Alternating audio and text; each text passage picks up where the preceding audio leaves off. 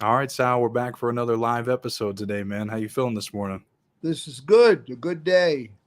I know, man. It's starting to warm up a little bit over here in Grand Island, over here in Nebraska. So it's like a whole different environment. Like Right, right. it gets cold, and like compared to January, it's a lot better the weather. What about you, man? Probably in that nice weather over Well, there, man.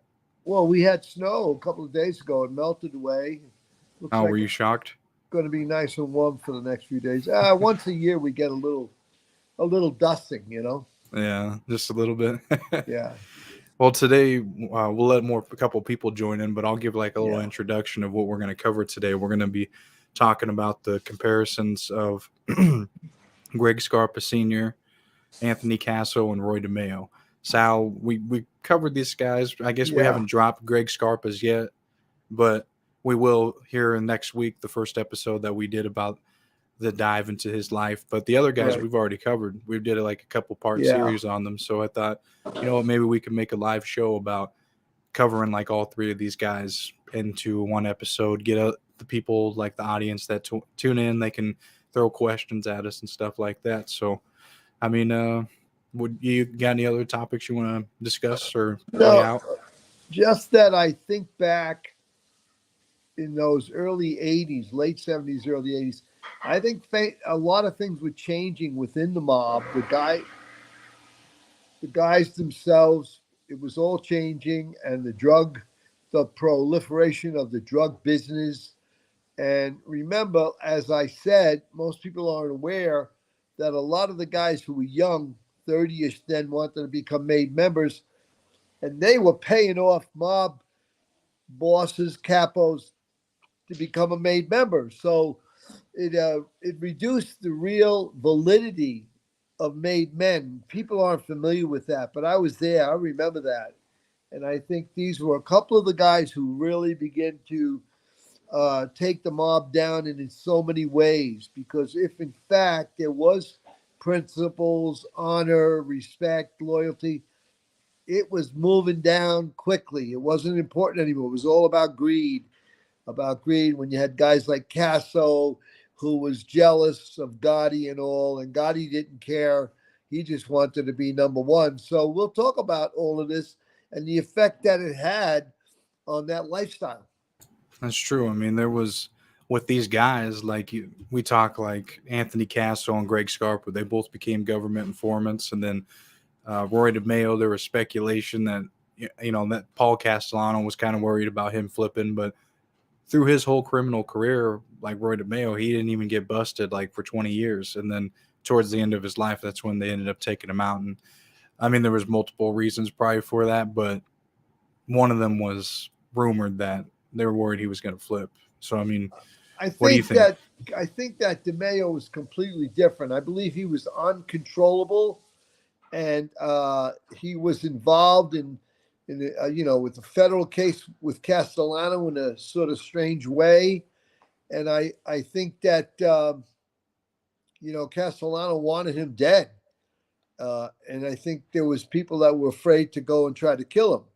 Certainly, if they would have had Casso involved, Casso didn't have any reservations about killing anybody, and I think he was the most ruthless and cold-hearted guy. Yet, in fact, I think long term, Scarpa was the guy who did all the damage, Yeah, and because nobody really knows all his motivations.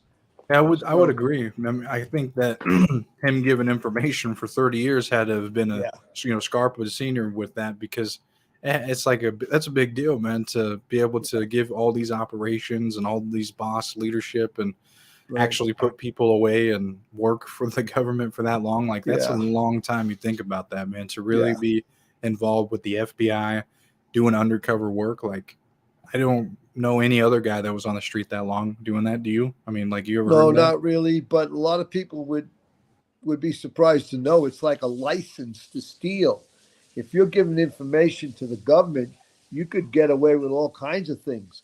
I mean, I truly think it changed in the mid '80s once they started to debrief a guy. Like when I went over, they had to debrief me. They had to sit down and listen to every criminal act I was ever involved in.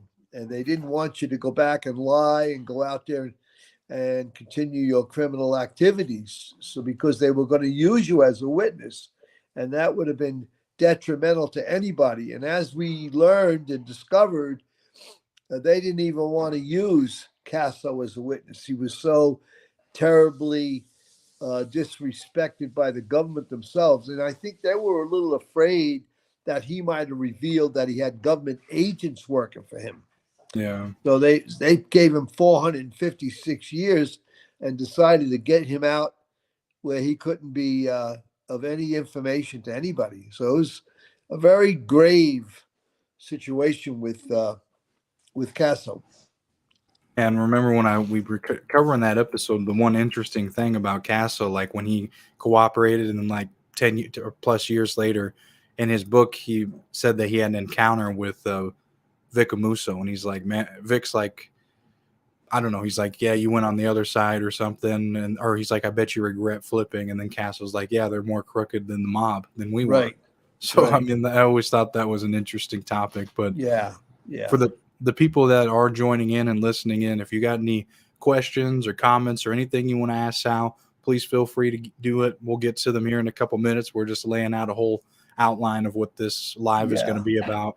And also, if you want to, let's see, ask anything about Casso, Greg Scarpa, or Roy DeMeo that you may have heard in the past or anything, feel free to. I mean, me and Sal are here. We'd like to do these live shows, and we want to interact with everyone. So let's see. Let me look at another.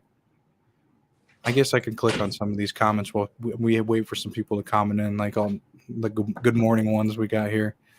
Oh, here's remember he wanted to take you fishing. Oh yeah. Boy. He said good morning. Good morning, man. He's cool, man. He's a nice guy. Bella says good morning. Good morning, Bella. Okay. She said it's raining here in Oklahoma. Supposed to sleet later and snow this evening. Oh, so they're getting over there too, man. Oh, that's okay. She'll be locked in for the Super Bowl. Oh yeah, that's true, man. Oh yeah, everybody's gonna be watching the Super Bowl today. Good thing we did this early. Here we got Sean. He said good morning from warm Wisconsin, man. That's cool. All right. They're having good weather over there, it sounds like. Let's see. Here we got another one. Martin says, hi, fellas. Greetings all the way from Liverpool, England. Wow, England. man. Okay. Yeah. That's cool, man. Thanks for tuning in, Martin. Let's see. They're just kind of talking back and forth. Let me see. Right here, Sean says, Sal is sharp as a tack. Well, I try to stay abreast what's going on. I will tell our listeners that in June, I'm going to do a special show in Vegas called the Mob Summit. Oh, yeah. And because of these podcasts, I've learned so much more about the public's interest in the historical mafia. So I will include that in Vegas on June 1st. I'll be at this Mob Summit at a restaurant in Vegas, and I'll be there all night. And so I will use all these experiences to do with the podcast in a different way. And once tickets go on sale for that, we'll be able to promote them on our show so you guys can get some. I believe there's 100 seats. Is that how many they're going to be seating? I think so. Yeah, I think there's 100 seats there. Yeah, and it'll be in Vegas. So, I mean, anybody wants to make the trip out there, you get a meet and greet Sal and all kinds of stuff. It'd be pretty interesting to go out there and see that. But let's see. John here says, good morning. Guess Sal feels better. Good to know. Last week you were sick. I had this unusual sort of virus or a flu, and it was untreatable. We went to the hospital. Actually passed out and found out you can't take medication for that particular flu. You just have to let it run its course. And I think people should pay attention. There's all kinds of viruses, flus running around at all year long. So you got to pay attention and try to be as healthy as you can. Once you get it, boy, is it a challenge. And that is to kick it. Yeah. Yeah. No medicine. It kind of sounds like COVID, like just the same kind of virus. They have no medicine at all, man. John said, he's Howard or Ozone Park and Howard Beach here, man. Oh yeah. Right back there in Queens. Let's see.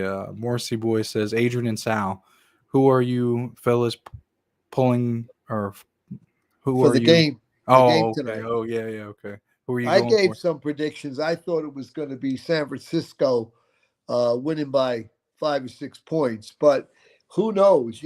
Anybody could win the game. It'll be an interesting game because each team is good, and Kansas Yeah. City's won a few times. Well, we'll see what happens, though. It'll be a lot of fun to watch.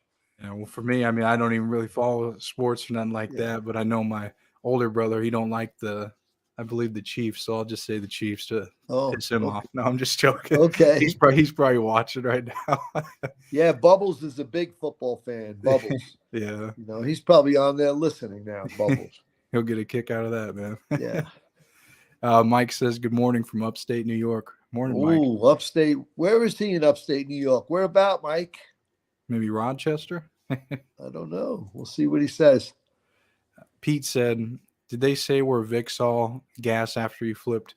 Yeah, it was when in the book it said that they were on a plane and they were both called in to appear in court. So maybe they were passing by or something, and they had to just pass by each other in between the airplane and then Wow. the court or something. I'm not sure. It Yeah. was just in the Yeah. book. It was just really brief. Let's see. Either they're talking about the the game. Yeah, Kansas City. City today. Okay, cool. Yeah, he said, "Let's go Chiefs." Oh, Yeah. look who we got, Sal. Good Oh, morning. Let's yeah, go Niners. Jacqueline. Good morning, Jack. Oh, she's a 49er fan. I like the 49ers too. I've always liked them. So it Yeah. should be exciting. I like the kid quarterback. It'd be fun. A lot of fun to watch. Well, thank you for that super chat, Jacqueline. That's nice of you. Let's see. Iron, it says, were there major sports athletes get into major debt with the mob? They had to initially throw games to resolve their debt. Well, I'm not sure if that really happened. I wouldn't be surprised if it did, because back in the day, they didn't make the kind of money they make today. So $50,000 was a lot of money 40, 50 years ago. But today, these guys make mega, mega millions. So they don't need to throw a game for money. I No. think it's who knows, who really knows what goes on. And occasionally they find somebody who's, connected to the bad guys. Yeah. Well, we'll see. I mean, it probably happened much more back then when it was all Right, new and stuff. But who right, knows? It right. could be still going on. But good. I just want to let everybody know great questions and just continue to ask them. We're gonna go back to covering the topic of today now that we got more people in here. So let's see. So Roy DeMeo, Greg Scarpa Sr., Anthony Casso, they had a couple things in common. They all had police on the payroll, in which you Right. talked about. You can expand on a little bit about every guy that in the mob that had someone back in those days on their payroll, and you could speak on that, right? Like, of course you Yeah, have. I mean, I didn't know Casso or Scarpa. I did know DeMeo, who was very slick. And you have to understand, when people listen to these podcasts that we do, and we talk about the multitude of crimes and the diversity of crimes, I mean, I was really involved in all kinds of crimes. There was a few crimes that I stayed away from. Certainly never was going to be involved in, hustling women. I didn't do that. And I didn't con anybody I knew. I was careful about that type of thing. But what I'm getting to is that back in the day, when the government, FBI, had, somebody working with them, I discovered in the early 80s, they did not share that informant or cooperating witnesses' participation with other agents. It was very, very secretive. And I discovered that. So the public would have to understand, because Casso, well, not so much Casso, because he didn't work out, on an everyday basis. It was Scarpa and some others. I mean, just like the guy up in Boston, Why do you? Whitey Bulger. I mean, for years he worked, with the government. And he was taking advantage of his position up there because he kept the Irish guys in line, and he stayed away from the Italians getting information and giving information.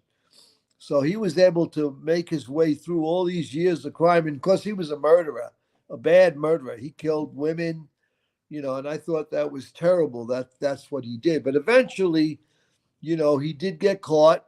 And the guy that was his FBI agent, a guy named Conley, he wound up getting convicted. I don't know. He might still be in jail. It's I'm not true. sure. I mean, he could So, be. yeah, the government did get corrupt agents and prosecute them. Well, here we got another super chat here, Sal. $5 from Lori, 84 is her name. She sent in. She said, "You should do an interview with Frank." How do you say that last name, Sal? Panessa. Vanessa. He was an undercover agent in, let's see, Cesar Bon. Cesar, yeah, Bentra's crew for the DEA and brought down the pizza connection. Yeah, he would probably be an interesting guy. Was this guy Panessa an agent or a criminal? Well, I think I may have seen his interview on Vlad. Maybe Lori may have seen that on there too. Correct me if I'm wrong. Maybe I did, but yeah, he would be a good, interesting guest that maybe me and Sal could reach out to. That would be pretty cool. Did Lori know him? Did you have any connection with him or know him? Maybe she did. Let us know. We'll follow up on your question. And thank you for sending that $5 in. Oh, here we go. She said he was an undercover agent for the DEA. Okay. So cool. Yeah. All right. Well, we'll have to look him up then. We'll see if we can find him and maybe bring him on the live show or something. That'd that would be fun to have him on and hear all about what he did. And with the pizza connection, that's a pretty big deal, man. But I was gonna say too, for the next topic as well, like these guys, they were all part of like different families, right? So Roy DeMeo's was with the Gambinos, Greg was with the Colombos, and then the Lucchese's was obviously Anthony Gaspipe Casso. But like all three of them had like major crews that were involved with killing. Like, of course, Roy DeMeo, the Gemini Lounge, and then Casso's crew. We've did the research on him, and with them as well. So, and then who was the other one? My bad. Roy DeMeo, and then Anthony Casso, and then Scott. Yeah, and of course his crew, Wimpy Boys. That was their social club. But I mean, through the books, they were all so deeply involved with. It's kind of like they were that old school group, Murder Inc. Right. But they were doing like it was just so many and like a ridiculous amount of number of that. So I mean, their crews were very vicious and compared to like other crews that you've seen and stuff. I mean, like what do you think about that? Like, I guess in the early days, like Gotti, you were around his crew and stuff. Like, they did crimes and stuff, but were they deeply like their crew wasn't just like so bloody, right? No, not really. They were very careful about, I think, which people, they killed. I told a story about Foxy and I having to go to Florida, and for us, we rented a car. We had connections with Hertz and Avis, and we had rented cars and bogus names. And that particular time, Gotti ordered Foxy to rent the car in his own name, in his real name. Right. And then that we would go to Florida and leave the car. And then Gotti and Angelo, they killed somebody, stuck him in the trunk of the car. And then when we returned from Florida, Foxy was called into the Queens homicide and explained, what he did with the car. And he just said he left it at Kennedy Airport and somebody stole it.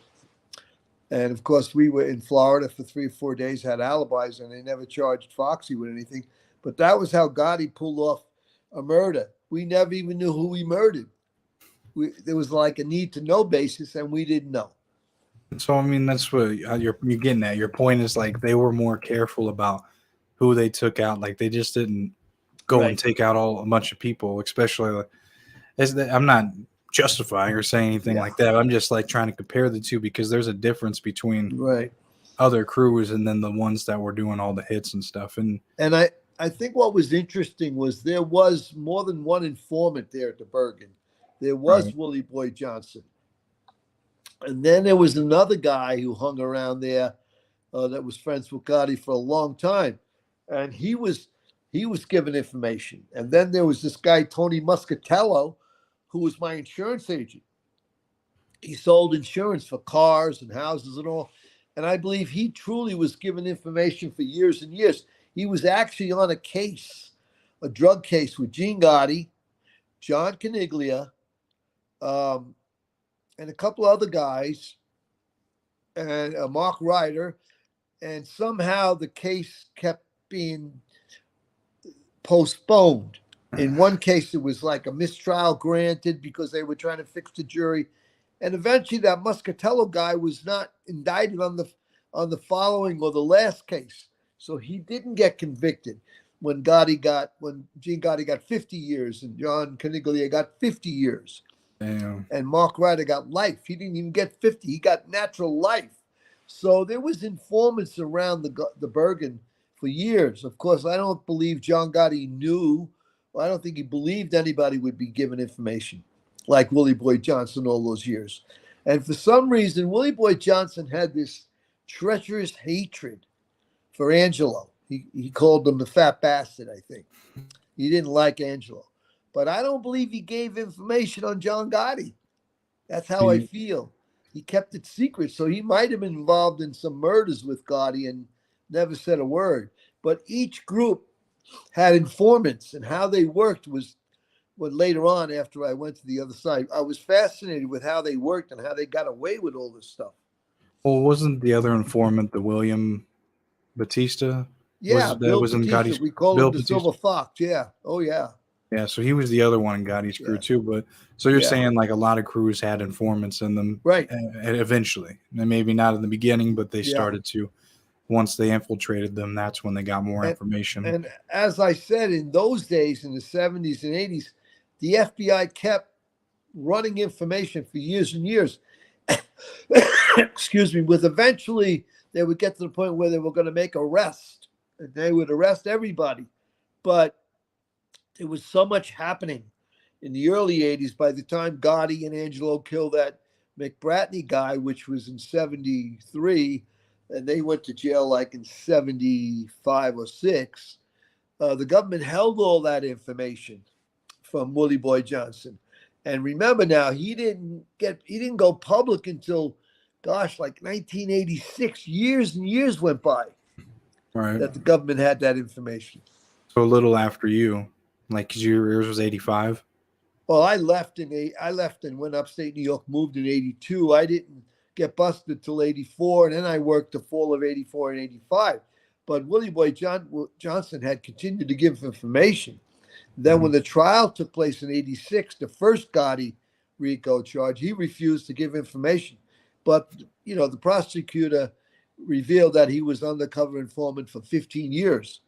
And then Gotti met with him in jail and said, "Oh, it's okay. As long as you don't testify, nothing will happen to you." And he believed Gotti. That was not true. Not true. Eventually, he walked outside his house, and I think Tommy Karate machine gunned him to death. Damn. Well, now let's go back to these questions real quick, and then we'll continue with some of these topics.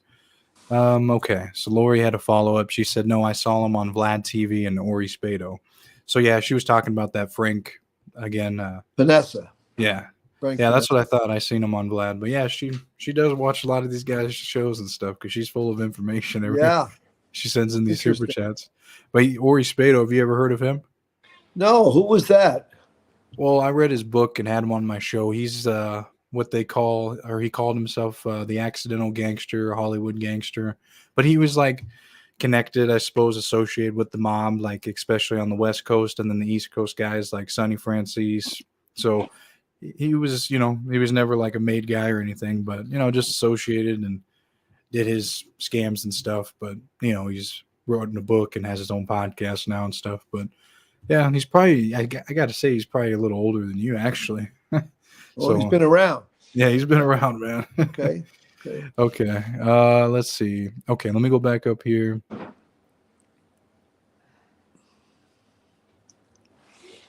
Let's see. I'll start back here. Connor said, "Have the flu here and in New Jersey too. It's no joke." Oh, So yeah, that's serious, man.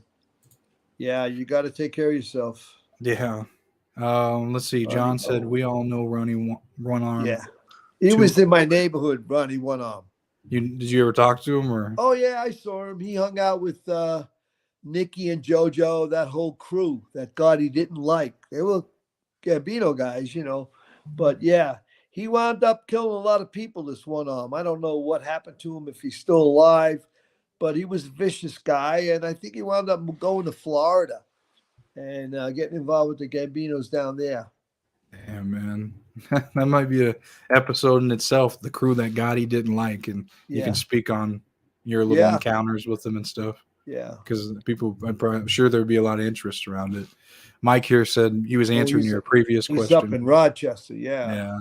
Okay, that's cool. How's the weather out there? Let's see. JW said, I hear that in between all the commercials, there is a football game. Yeah, that makes sense. For a That high makes price. sense. Yeah. High priced ads, man. Right. Let's see. Martin says someone needs to get some footage from inside the Gemini Lounge now. That is a church and is open to the public. That'd be interesting to see, man, because there is a church there. Wow, that's interesting. Some footage. They can go through there with the camera and to the back room. And this was a place where those Gemini twins chopped people up. It was pretty amazing how many murders they committed there. And I think the whole Gambino family was afraid of Roy DeMeo. And it could have been, like, I'm thinking too, like with the church idea of putting a church there, maybe they, like, you wouldn't think anybody else would see that, but maybe and whoever saw that, they wanted to turn that demonic place into, heavenly. Well, Gotti's old club, the Ravenite, there's a preacher in that building. There's one too. Oh my! I was there. I was there a few months ago. Yeah. Wow. Well, see, that's what I'm saying. I mean, people got a certain eye for stuff, and they want to do that. So yeah, that's cool. Let's see. Bella says, "Did you know Greg Scarpa very well, or did you get along with him or anything?" I didn't know him at all. The only information I got close and up front was from his daughter about 10 years ago when she was writing a book. And the publisher called me and asked if I would cover the manuscript. And I said, yeah. And then I started talking to Linda, and I listened to her every week tell me stories about her childhood and she definitely revered her dad. He was like a prince to her. And of course, much like a kidnapped victim, which they call that syndrome, there's a certain type of a syndrome where your kidnapper becomes your protector. And I think that Linda went through that type of personality as a young girl. She was being protected by her dad. He was a murderer. The guy shared murder every day at the dinner table. What kind of a life was that?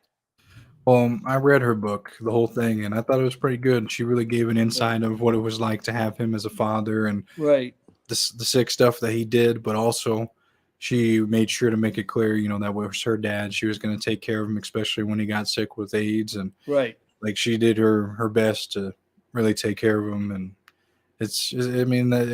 you can't, for her, it's like you can't really, she didn't do that stuff, but it's like, she was just caught in the web. Yeah. She was caught in the web. Definitely what you would describe as a severe codependent. She was a codependent person who, lived under her father's rule, and she admired him. And I think she might have had a, intense fear of the type of stuff that he did. And her mother was strange also. Her mother, had a boyfriend, and then the father had 2 other girlfriends. It was just a very dysfunctional, relationship for them. Right.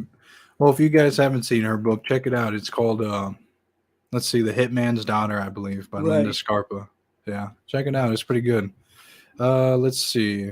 But, to answer Bella's question as well, is like I've interviewed a guy named Carmine Imbriel, I believe I'm saying it right. And he was in that Colombo family as an associate. And like Greg Scarpa at one point knew that Carmine was an informant, and he was getting information, setting people up, having a wire on, and they were in a sit down at one point together, him and some other people. And Greg Scarpa, I think, just gave him this dead look, like he knew that he was an informant as well. So that he knew that Greg Scarpa knew that he was outed as well, because Carmine was pretty damn sure. But then when the FBI finally did tell him, he's like, I knew it. He's like, Greg Scarpa got away with this credit card scam. He didn't get much time at all. Like, he got probation. He should have got years in prison for it. But he was a good interview. The guy reached out to me and he said, "Oh, his author, co-author, because I interviewed them both, and he said that he wants to come on our show. So just a matter of lining it up and making it Yeah, happen.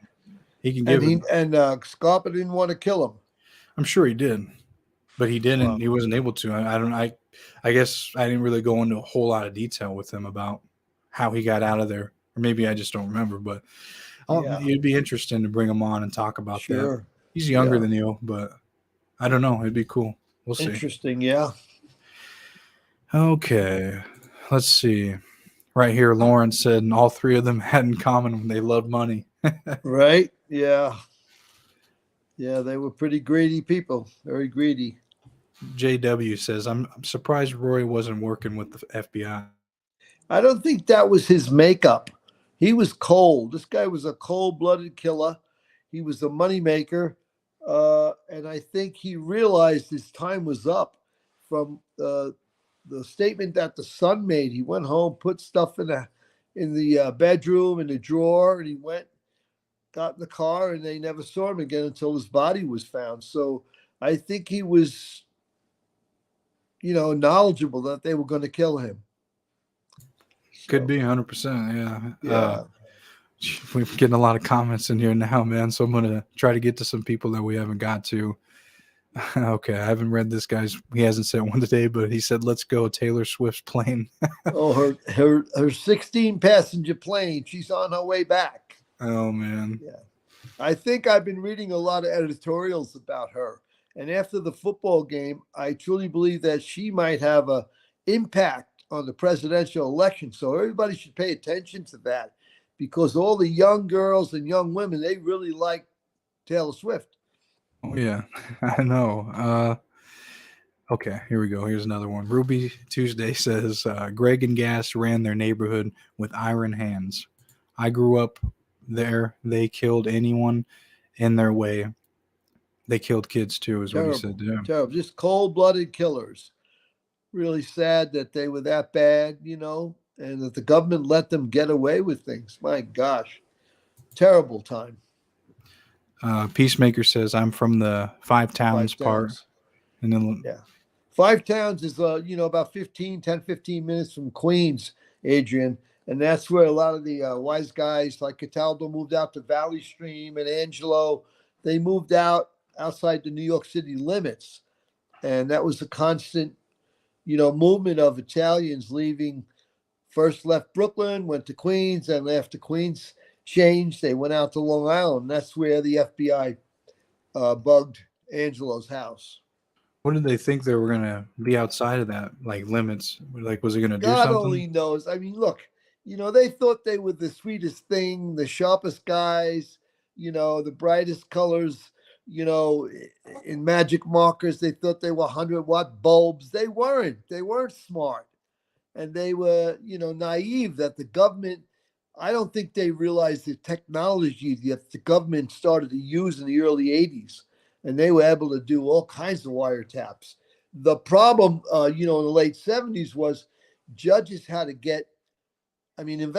had to get authorization to do what they call a Title I, like to go put a bug in a house. That was complicated for the government. But as they started to develop all this information through informants and all, the government, the judges gave permission to wiretap houses. And that's eventually what happened to Castellano. Yeah, it's true. Morrissey Boy says, great show, guys. Thank you. Let's see. Okay, here we go. Here's a new one. Sal, our Florida attorney says, Sal, give us your Super Bowl pick, please. Oh, he must not have heard the beginning. Listen, what's your pick, man? San Francisco over 31-27, or maybe 35-28. I think we're going over 50, and I think San Francisco will win. Well, let's see. We'll see next Sunday if it holds true. Let's see. Here we go. Jan Michael, he says, how did Ronnie get the nickname One Arm? Well, he had one arm. I think it was, I believe it was a birth defect. Oh, okay. Yeah, so it wasn't he like had another arm, two arms, but one arm kind of hung, like it was limp or something. So when you seen him, he just had like a shirt over and like a bulge or Yeah, something. yeah. He wanted to be a tough guy badly. He was younger than me.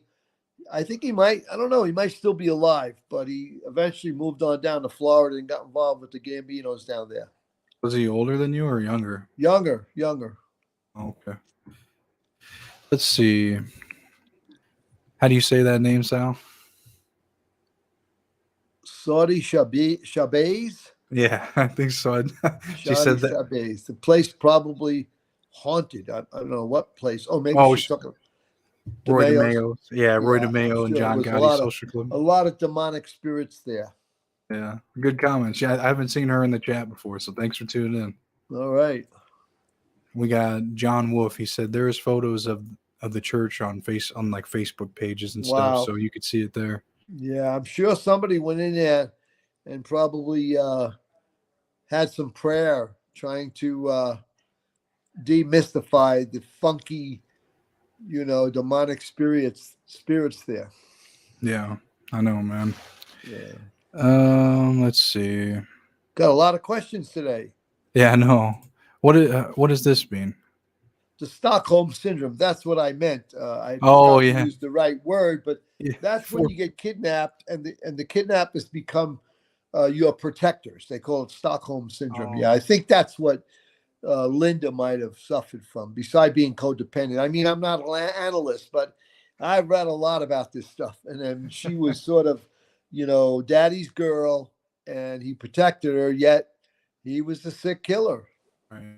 Yeah, I was like, because there was 4 different people that Yeah. they all had the correction. I'm like, Yeah, what's they he know talking what it was. I just forgot to mention Stockholm, but Yeah, okay. No, yeah, thanks for the information there, all 4 of you guys. yeah. Let's see. Here's another one. I haven't really seen the chat before. He said, JJ Norway here. Love the show. Hey, Sal, did you ever meet Tommy Zatz Karate from the Bonanno so-called mob No, I family? never did meet Tommy Patera. I didn't. Remember, I was kept purposely away from a lot of wise guys. That was Cataldo's mode. Like, look, we're making all this money with drugs, so there's no reason for you to interact. The only reason I got to interact with the Jimmy Burke crew, Paulie, and the Gotti crew is because I had a partner from each one of those crews, and we were hijacking and we were robbing banks. We were doing all kinds of things for 3 or 4 years. And people don't realize how much you can do in the course of 1 month. You can do a half a dozen robberies. So when I talk about this stuff, even though I'm not exaggerating, I elaborate on all that we did. Every day was a scam, a scheme, or planning a heist, or you were casing a location, whether it was jewelry or merchandise. And that's what we did every day. There is a lot of people that make comments, go, how can you do all of this? Well, that's what I did every day, and I only slept 3 or 4 hours a day. Yeah. Well, you had lots of time on your hands. Yeah, a lot of time. We got a couple more people there. They had the same thing. They were Everybody knows about the Stockholm. Yeah, about 6 kidnappers. Yeah. Okay, let's see. Let me try to. I'll go back on these comments too if we don't get more, but I just want to make sure we get to everybody. Great day. Yeah. Thanks for tuning in, Mike. He says, "Hey guys, I hope you had a great day. Thanks for tuning in." Yeah, he's there. We go. He corrected it. Okay, let's see. Next one. Okay, so this one's actually part of what we were talking about too, though. Ruby Tuesday says, I was there and left right before Sal Scarpa got killed. Oh, that was terrible. He killed his own brother, Greg Scarpa. I mean, how demented and sick was he to kill his own brother? Well, in the books that like I said, I read 3 of them recently. Yeah. And that was the rumor, but they never, I mean, that was the main speculation, really. Right. But well, there was Linda never. Linda told me on the phone she was sad because that was her favorite uncle. Yeah, so she was pretty upset about it. Yeah. Damn. What Ruby Tuesday? I mean, what was reported on the books and stuff was that there was like 4 African American guys that went in there and shot Sal Scarpa. Yeah. So if you were there, I think you they remember. staged it like a robbery. I think So I mean, that let us know what I mean. Maybe you have some firsthand experience. Maybe Man. they got some more details, but I believe it was like staged like a robbery, and then they killed. Scarpa killed his brother. Yeah. Okay. Let's see. Oh yeah, Carmine has a good book. Yeah, that was who I was talking about earlier. He the name of his book is Carmine and the 13 Half Boys by him and Craig McGuire. So if you haven't checked it out or seen it, it's good. He was a Columbo associate.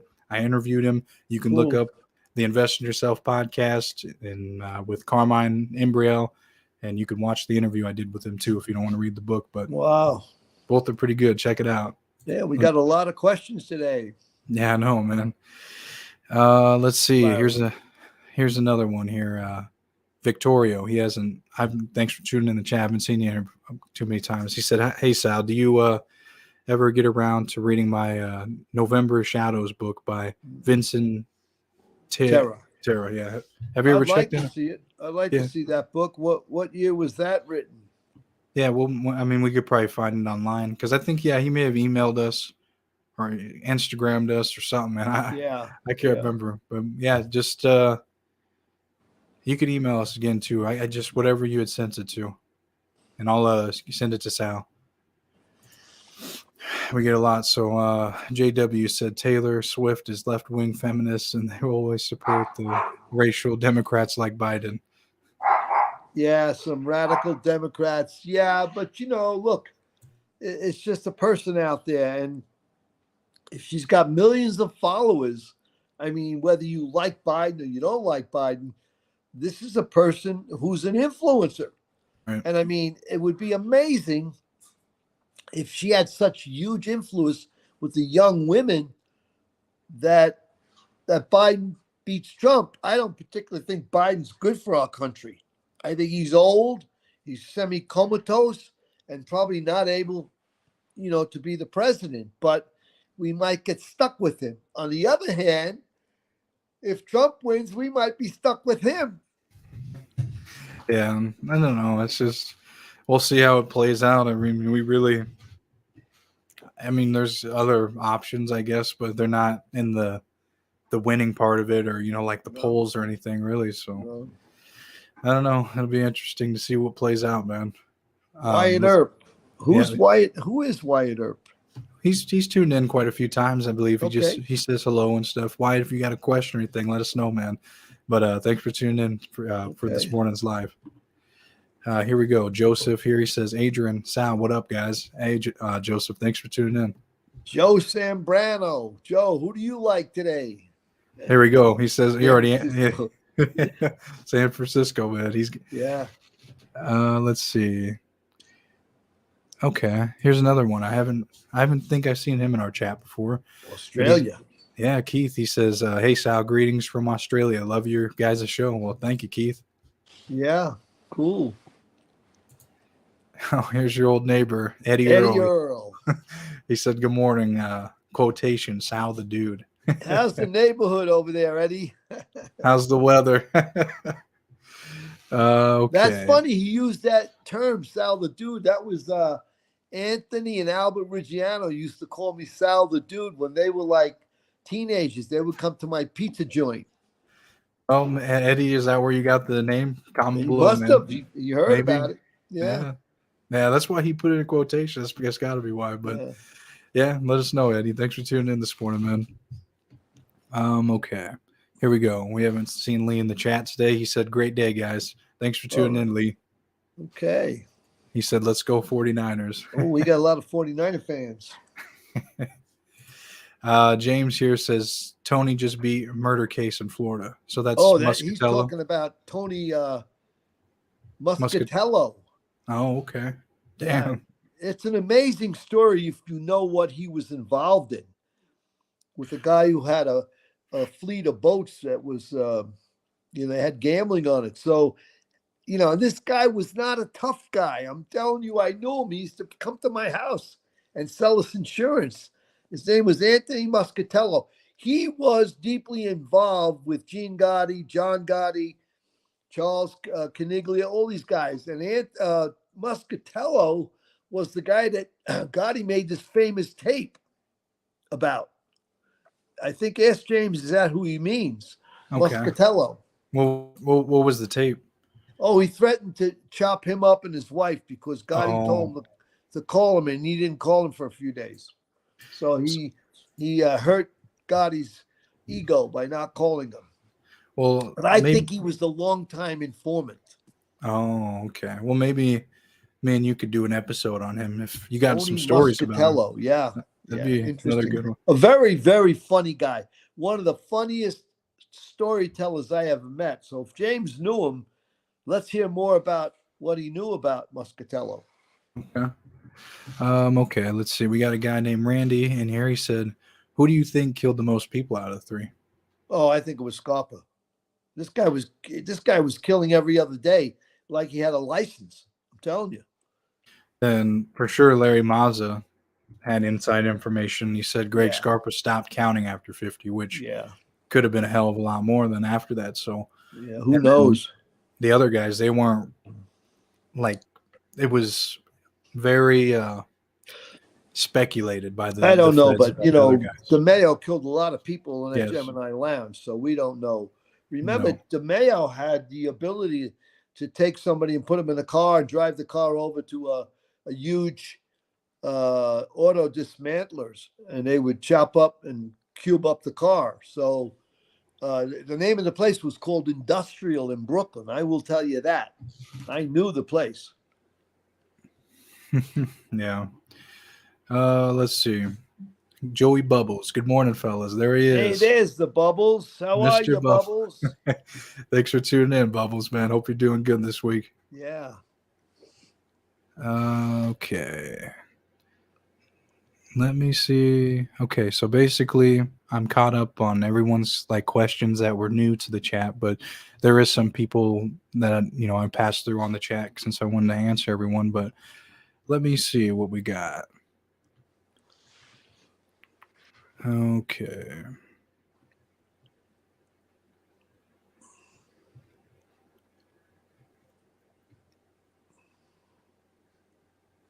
Okay, here's one just real quick. Do you know any new Mafia books that came out that were pretty good in the last year or so? Not that I know of. I think the whole genre has settled down a lot because we have all these podcasts and the publishers. It takes a lot of money to produce a book and promote it, and I think we got all kinds of people with podcasts. That's interesting.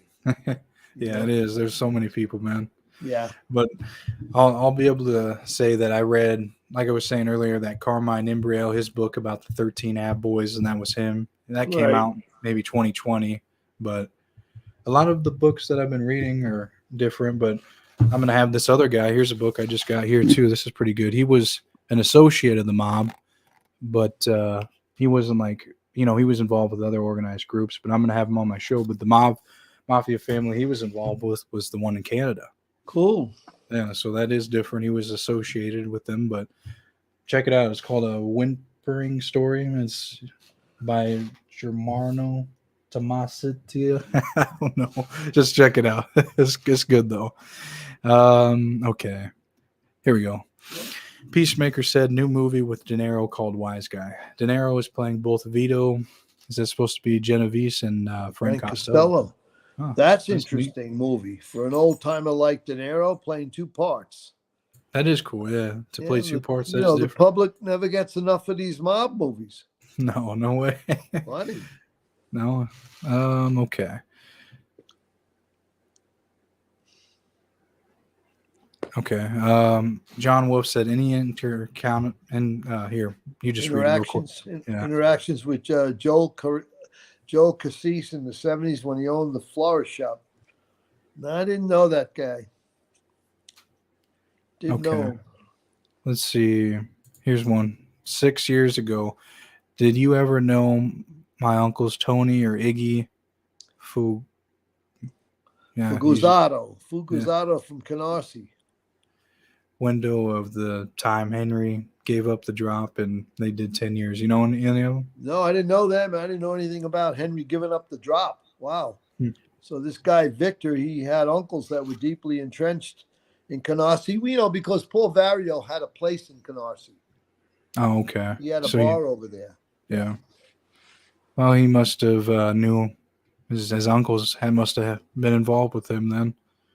Yeah. No, but thanks for the question. Yeah, I mean, Sal didn't know everybody, I suppose, but No. uh, but no, good question. Here we go. Florida attorney said, Sal, any truth of the rumor that Larry Mazza takes beef in the what? In the pale, he's talking about him being gay or something. No, I don't know about that. I mean, Who I, knows? I Who wouldn't knows? think. I mean, from his book and the interviews I've done with him, he was just hanging out with Greg Scarpa's wife, and People create terrible rumors. I wouldn't believe any of this stuff. yeah. Okay, let's see. She says they need to make a movie about Carlos Marcelo. Oh, that's the guy from New Orleans. That'd be a good one. Because Yeah. he see what families he was tied with. Because he did have some factions in Texas as well, from what I've read. But Yeah. it'd be interesting to see what it is, because they were just spread throughout the whole United States, like But all kinds of movies could be created, but they cost a lot of time and money. Yeah, and make movies. They do. You know that. Yeah, I do. Oh, here we go. Ruby, I forgot it. He said that. Remember, we were going to have him follow up on that Greg Scarpa thing, or Sal Scarpa. Let's see. I wonder if he said. Okay, here we go. He said yes. They set it up to look like it. They took the jewelry off everyone and dropped it on the way out. Philly Paradiso, yeah, was the shooter. He used a gun Jimmy Heidel had left him. Wow. Damn, man. Amazing story. Well, see, Ruby, how he knew this is interesting. Well, so they did create it like a robbery, but it was really just to kill Scarpa. Yeah. Thanks. He said, awesome show, you guys. Yeah, well, thanks for the information. He said, I seen so much I could write a book. You should. You should write something. Yeah, get your story out there, man. You got a story, man.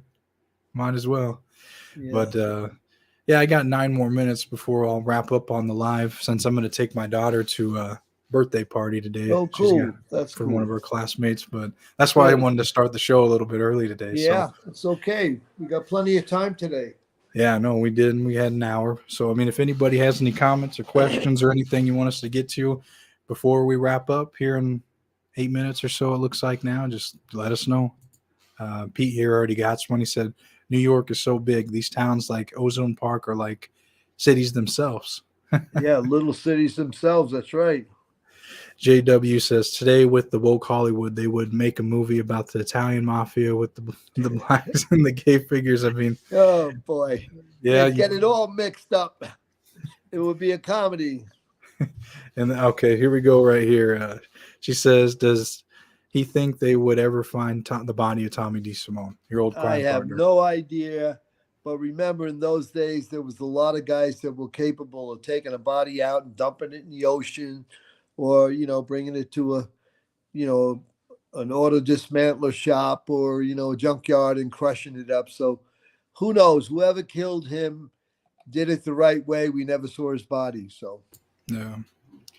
Let's see. Ruby Tuesday said, I was friends with Jimmy's brother, Frank Heidel. Oh, see? Wow. Yeah. The Heidel story was very sad.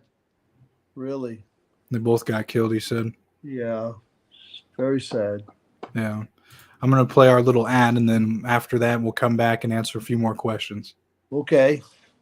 Here we go. Very cool. To support our podcast, we got a few items that you can purchase. All of these items can be found in the video description below. The first one is Sal's book, The Sinatra Club. You can get this personally autographed by Sal. The next one in our hottest seller is the 1972 Sinatra Club playing cards. Back in Sal's Mafia days, he opened up his own social club named the Sinatra Club. Many mobsters would come to this club, even when there were all-out wars going on between different families. They would come to the Sinatra Club and play cards. Some of the mobsters that played with these cards were John Gotti, Dominic Cataldo, Tommy DeSimone, Foxy, Jimmy Burke, Willie Boy Johnson, Tony Roach, Henry Hill, Joe DeFede, Danny Fatico, Gene Gotti, Peter Gotti, Joey Scopo, and many more. We're selling each one of these cards for $10 a piece. These cards are limited. We only got 1,000 of them. The next item is an autographed picture of Sal from his Mafia days. Another item is the Dinner with the Mobster card. You can get this autographed as well. This was an event that Sal had hosted in the past. We also got the Ubat's production ticket from an event that Sal had hosted. This is also autographed. The last item we got to offer is Sal's book, The Sins of the Father. Again, you can find all these items in the video description below. All right, that's cool. Does it take you back, man, looking at all those pictures and we're stuff? gonna have some new items too. We're Yeah. gonna get some T-shirts made, some cards. We'll have all new items. Oh, yeah, it'll be nice. Yeah. Let's see. Okay, the question we got here, we got a couple. This one's from Connor. He said, "Did you hear about the sticking up the patrol check van at the Bath Ave bus depot early '80s?" I didn't know about that one. Okay, thanks for the question. Let's see. So, Victor, he says, "Hello again. If you're looking in the widely picture with the whole Vario crew, you will see my uncle Iggy standing next to the blonde right far." I remember Iggy. I just didn't interact with him. Oh, okay. So you didn't you seen him out Remember in public? briefly? Okay. Yeah. Okay. Okay. Let's see. JW says you have to feel bad for what the mother went through. Yeah. Terrible. The mama spotted those two corrupt mafia cops, but eventually that helped convict those guys. Yeah. Yeah. Wyatt said the body of Jimmy Hoffa will never be found. Yeah. Probably not. You ever went down that rabbit hole trying to figure that out, Sal? No, I don't try to figure out mysteries. I like to listen to people who have information. Yeah, like actual insight where you can see and find something out. Yeah. Well, no, we do appreciate everyone tuning in, and this was a good live. We had a lot of comments, a lot of questions, and so if you enjoyed it, please share the live interview people with your friends or anybody. Like, they can watch this, they can catch the replay. Also, if you haven't seen all of our other podcasts we've done, you might have missed some. All you have to do is just go to our YouTube channel icon, click once you're on the YouTube channel, you go to the playlist tab. You can see the Sal and Adrian live shows like the one we did today. We have like 20 plus on there. And then also there's another playlist on there called A Lifetime of Mafia Tales. And on there, that's the one where we have like 30 or so, 35 episodes almost. Next week we will. Right. On there of inside stories that Sal has had in his life. And he's shared stories and stuff. They're really good. And we also got our Patreon. That's in the video description if you want to chat more with Sal personally or give exclusive videos that we post on there and we don't drop them on here. So, that's there. And I just posted a video this week too with a guy that was a former mobster in the Gambino family, Louis Ferranti. That was a good interview. He had a lot of inside information about being close with the Gottis and the younger Gottis as well, and a lot of other people. But that got pretty good traction on that one. So, if you haven't seen it or you want to check it out, all you got to do is just go to the same thing. You just click the YouTube icon, go to the videos, and you'll see he's like one of the first ones that pop up. One of the first two. So, let our Patreon customers know. We haven't listed it yet, but I'm going to be making a lot of new appearances.